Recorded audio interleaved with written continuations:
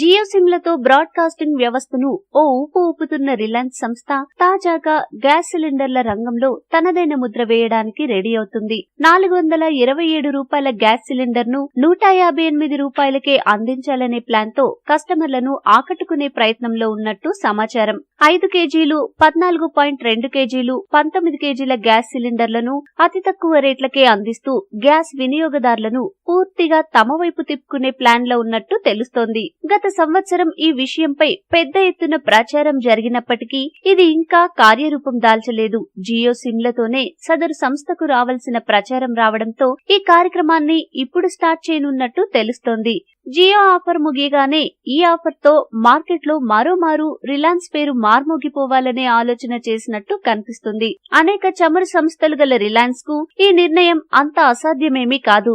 మరి ఇది ఎప్పుడు అమలు అవుతుందో చూడాలి. మీకు ఈ వీడియో నచ్చితే లైక్ చేయండి, మీ ఫ్రెండ్స్ తో షేర్ చేసుకోండి, కానీ సబ్స్క్రైబ్ చేయడం మాత్రం మర్చిపోకండి. Thanks for watching.